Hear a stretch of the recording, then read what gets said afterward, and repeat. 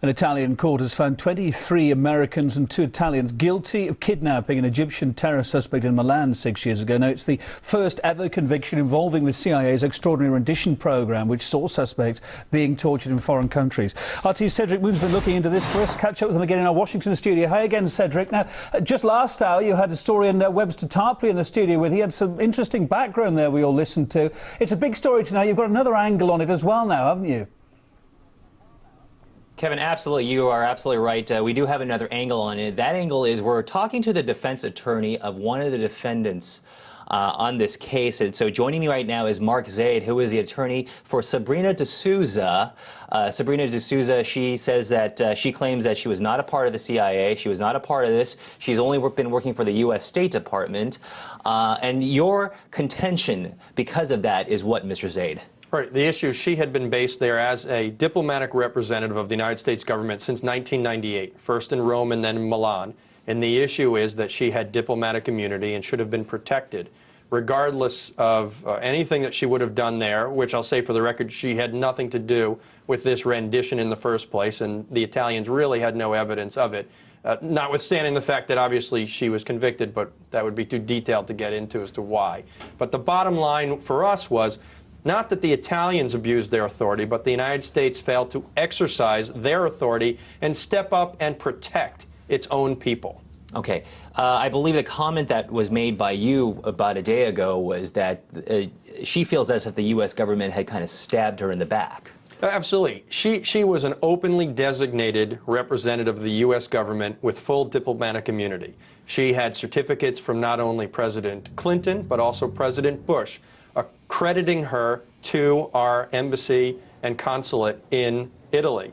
And yet when the fire started, so to speak, she essentially got thrown into the pan and the United States government washed its hands. Didn't even provide her defense counsel in Italy until we sued the United States this past May, which then came at the end of the trial. The trial had been going on for 3 years, and the United States government wasn't even trying to actively protect her within the Italian criminal justice system. Okay, so just to make it clear, your contention is that, number one, she was not involved with this at all, and number two, even if she were, she should have received diplomatic immunity.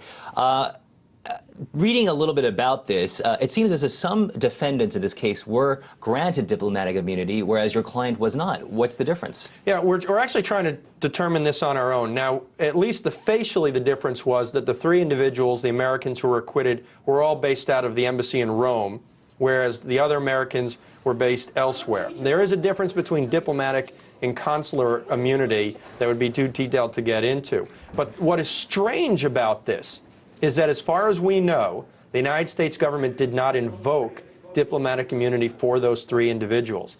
Diplomatic immunity is something that is not able to be invoked by the individual. It does not reside with the individual person. It resides with the state.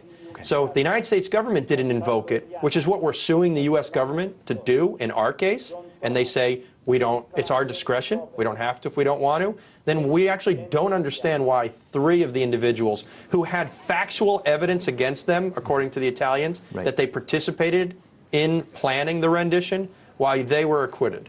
What's next for you guys, and you guys, I mean you and Ms. D'Souza?